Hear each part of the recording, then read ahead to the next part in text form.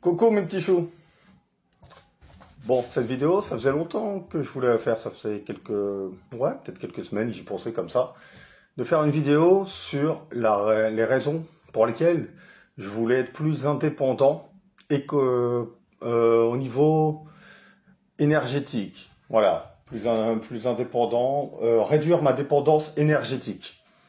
Bon, bah là, je fais cette vidéo finalement après une coupure générale. Donc là, on est le jour suivant. En Espagne, au Portugal, il y a une coupure d'électricité.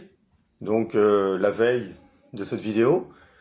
Bon, alors moi, je vais vous dire, ça m'a pas trop affecté. Et justement, en grande partie, parce que, bah, justement, j'avais déjà fait, on va dire, mes devoirs pour réduire ma dépendance énergétique. Donc, bon, je vais vous dire un peu, comme ça, pour redonner. Pour moi, ça a duré environ 5h30 maximum, la coupure d'électricité. C'est-à-dire que je m'en suis rendu compte vers midi et demi. Et ça, voilà, j'étais à la maison, il y a Internet qui s'est coupé. On a vu qu'Internet s'était coupé. Au début, on pensait que c'était une coupure Internet. Puis en fait, après, on s'est rendu compte que c'était l'électricité, tout l'immeuble, et puis à côté aussi, etc. Puis après, en cherchant des news, voilà, on s'est rendu compte qu'en fait c'était national, et même plus que national, puisqu'en fait, ça a été l'Espagne, l'Espagne et le Portugal, une partie de la France, également une partie de l'Italie, du Royaume-Uni, de l'Allemagne, Andorre. Donc il y a eu effectivement, ça a été une sorte de blackout, comme on dit, une sorte de coupure globale. Je crois aussi qu'on n'a pas été dans les plus affectés ici, puisque je vous dis, moi ça durait environ 5h30, vers 17h40, 17h50, c'était revenu. Avant 6h, vers 17h50, c'était déjà revenu. Donc voilà. Mais surtout, bon, comment ça s'est passé pour moi? Bah en fait, pour moi, ce qui s'est passé, c'est que j'ai pu continuer ma vie normalement à ce moment-là. Bon, déjà en plus, ok, j'avais plus de Wi-Fi, mais j'avais les données mobiles qui marchaient encore pendant la coupure. Donc, qu'est-ce qui s'est passé? En tout cas, les premières heures, finalement, quand l'électricité a été rétablie, c'est là qu'Internet a commencé à être plus chaotique, plus dur. Alors que finalement, pendant les premières heures de coupure, en fait, j'avais bien Internet sur les données mobiles, ça marchait. Donc bref, j'ai pu donc me doucher avec de l'eau chaude, comme je vous ai dit dans d'autres vidéos. Il faisait beau ce jour-là grâce au soleil. Voilà. Quoi d'autre? J'ai pu aussi cuisiner parce que j'utilise aussi une bouteille gaz. Donc en fait, je peux chauffer de l'eau pour un thé, un café, cuisiner de la nourriture. Voilà, éventuellement, même s'il n'y avait pas eu de soleil, j'aurais pu éventuellement chauffer de l'eau pour la douche, éventuellement, si il y avait besoin. Donc c'est en ça que j'aime bien avoir une dépendance pas incomplète à l'énergie, pas 100% dépendre de l'électricité, par exemple. La bouteille de gaz, en fait, bon, bah, du coup, voilà. Aussi, bah, le fait que une bonne partie de l'année, comme je vous dis, il y a le soleil qui chauffe mon eau pour la douche, bah, en fait, ça fait que le jour où il y a une coupure, bah, en fait, voilà, comme hier, il faisait beau, bah, ça change rien pour moi. Ça change que dalle. Voilà. Donc, pourquoi j'ai voulu j'ai voulu être moins dépendant énergétiquement. Initialement, cette idée, elle m'est venue plutôt en 2008, à l'époque, quand j'étais à Roanne. Il y avait le prix du pétrole, de l'électricité, du gaz qui s'était mis à grimper, etc. Voilà, il y avait une spéculation forte sur le pétrole. Il avait beaucoup grimpé, d'ailleurs, il n'est même pas remonté à ce niveau-là depuis 2008. Donc vraiment, c'était très spéculatif, mais bon, peu importe.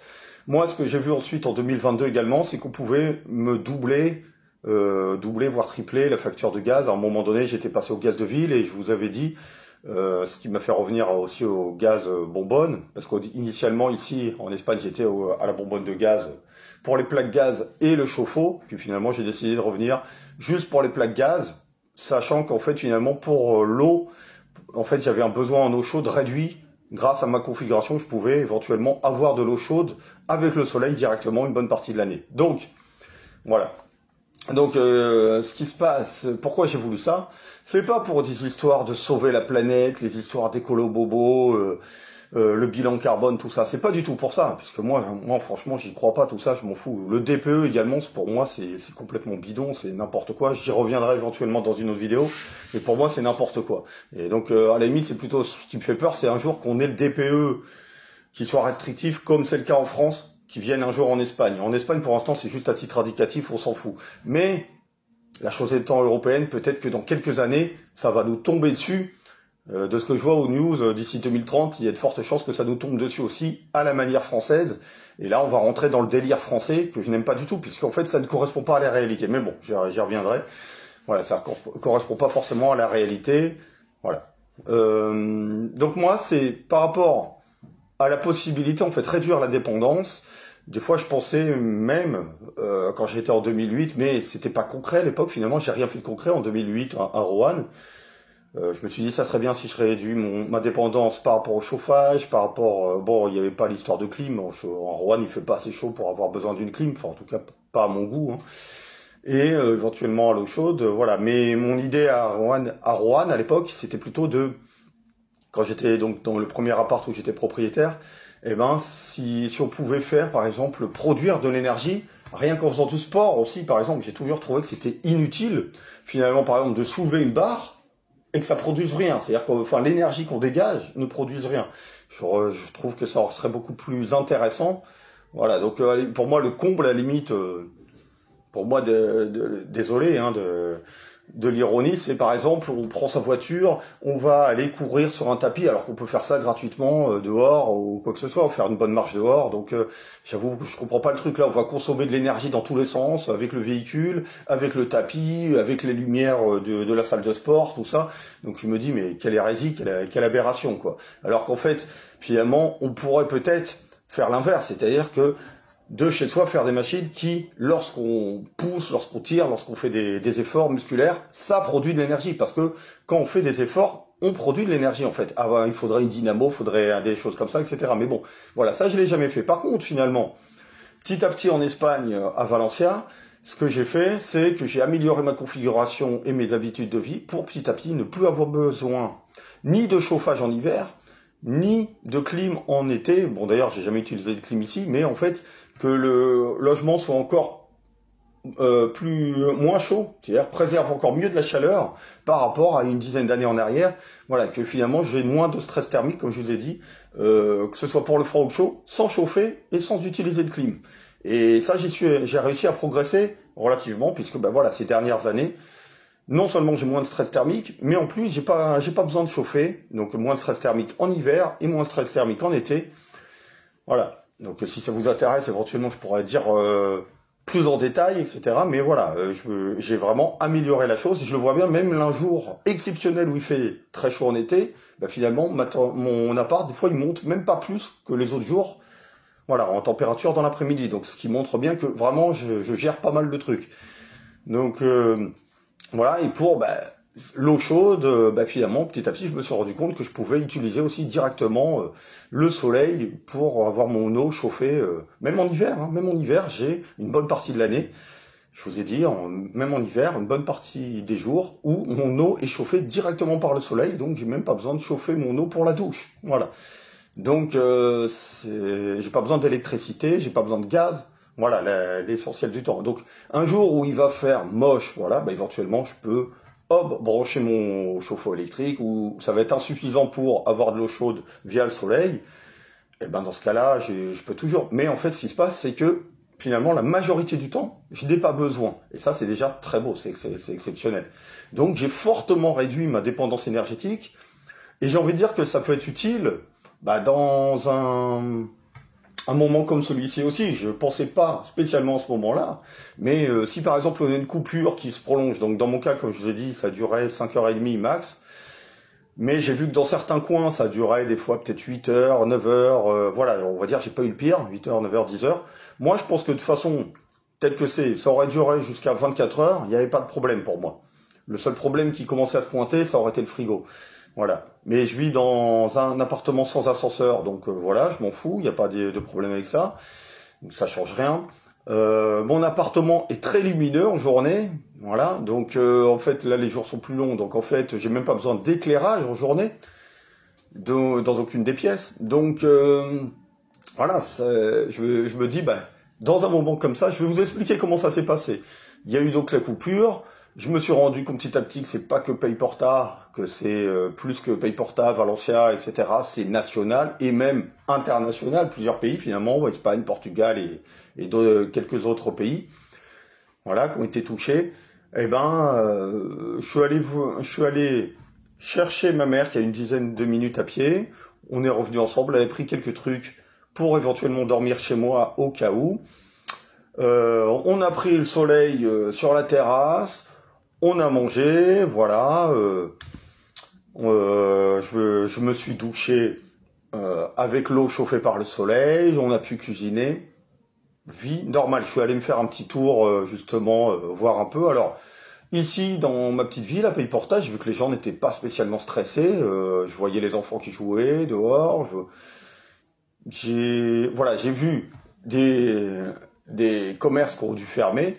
Ça faisait oui, une ambiance un peu bizarre, mais j'ai pas remarqué que les gens soient paniqués, qu'il y ait un problème ou quoi que ce soit. Voilà, les gens l'ont assez bien pris finalement. C'est bon, comme moi finalement, mais moi peut-être j'avais plus de raisons puisque moi j'ai fait finalement ça a rien changé pour moi.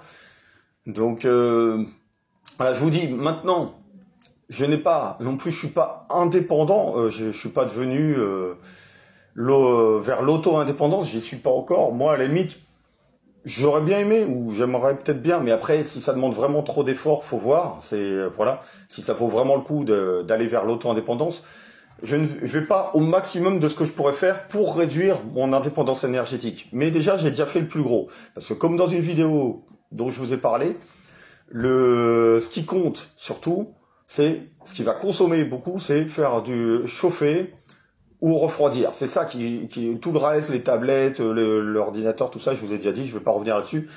La règle du 80-20, voilà, l'essentiel, plus de 80%, c'est en fait chauffer ou refroidir, c'est ça qui consomme, voilà. Et donc si on a réduit l'essentiel de ça, voilà, quand je vous dis, je pourrais aller encore un cran plus loin, par exemple, j'y ai pensé des fois, ça pourrait être un four solaire. Bon voilà, j'ai eu la flemme d'essayer d'utiliser ça, de faire mettre au point ça, etc. Mais on peut toujours penser plus pour essayer de réduire encore plus le truc, etc. Maintenant que je vous dis, avec pas grand chose comme aménagement, comme effort, finalement, j'arrive déjà à réduire drastiquement ma dépendance énergétique. Pour moi, c'est suffisant déjà, c'est suffisant. Voilà. J'ai pas de justification, vous avez vu les factures que j'ai maintenant, ça tourne aux alentours à deux personnes d'environ 21 euros vers 20 euros, un truc comme ça, donc environ 10 euros par personne, 10-11 euros par personne, ça va, c'est bon. Après, de toute façon, comme je vous dis, il y a des frais minimum. L'étape suivante, ce serait carrément de passer indépendant, de mettre des plaques solaires, de faire des systèmes, voilà. Je sais pas, pour moi, ça me paraît beaucoup plus difficile. Voilà, donc déjà, rien que réduire fortement sa dépendance énergétique, ça permet finalement que s'il y a un problème, que ce soit une coupure assez prolongée, ou que ce soit par exemple un doublement ou un triplement des tarifs pour une raison ou une autre, en fait on est beaucoup plus à l'aise avec ça. À partir du moment où finalement on a réduit, on sait que déjà les autres ils vont se taper, comme je vous ai dit, moi j'ai ces factures-là, mais j'ai des locataires qui ont 4-5 fois mes factures. Donc voilà, ça donne à réfléchir sur, c'est pas forcément que le pays, ça dépend ce que vous faites aussi, comment vous gérez le truc. Donc moi, la manière dont je gère, des fois j'ai des factures qui sont 4 fois moins élevées que d'autres, que d'autres personnes qui vivent finalement dans mon coin. Donc effectivement, et du coup voilà, c'est ça que je voulais vous dire, c'est que finalement j'ai souhaité réduire ma dépendance énergétique pour finalement simplement être moins dépendant, pas pour sauver la planète, simplement être moins dépendant en cas donc de forte hausse. Souvent injustifié, spéculation, on a décidé de ne plus acheter, par exemple, aux méchants russes l'énergie, puis on achète aux gentils américains qui nous vendent le double, voilà, ce genre de truc, ou par exemple, spéculation très forte sur le pétrole, etc. Moi, peu importe, je m'en fous. Tout ce que je vois, c'est qu'on peut jouer avec ça contre nous, et donc du coup, moi, je préfère réduire ma dépendance, comme ça, vous pouvez moins jouer avec moi là-dessus. Tout simplement. Voilà. Et donc s'il y a aussi une coupure, pareil, je vais, comme tout le monde, au bout d'un moment quand même, s'il y a par exemple 3 jours de coupure, je vais comme tout le monde, là ça va commencer à m'embêter au bout de 2-3 jours, voilà. comme je dis, au bout de 24 heures, le problème, ça pourrait être le frigo au bout d'un moment. Est-ce que ça se conserve bien? Donc, on va dire 24 heures, c'est à peu près la limite pour que tout se conserve bien. Si, effectivement, on commence à dépasser ça, bah là, on commence à devenir dans une zone plus problématique au-delà de 24 heures. Mais finalement, voilà, que ce soit une coupure de 5, 10, 15 heures, bah, a priori, bon, sauf si j'avais quelque chose de particulier de prévu, qui nécessite l'électricité, bah, voilà, et qui est plus aussi les données mobiles, puisque là, comme je vous ai dit, j'avais aussi les données mobiles, voilà. Mais bon, pour vous dire, bon, bah, pour moi, finalement, j'ai pas été tellement affecté par cette grosse coupure, et finalement, ben, je suis content, parce que finalement, en fait, j'ai passé une bonne journée, alors qu'on a eu une bonne coupure générale. Bon, je sais qu'il y a des gens qui ont beaucoup plus souffert, bah, aussi parce qu'ils étaient dans le train, ou d'autres choses, etc. Donc, il se trouve que moi, c'est arrivé quand j'étais à la maison, tant mieux, dans un sens, voilà. Et donc, on a pu passer une bonne après-midi ensemble et tout s'est bien passé. Voilà, donc, voilà, vous avez mes raisons. Ben, je vous dis à plus tard. N'hésitez pas à commenter, liker, partager. Bonne journée à tous. Au revoir.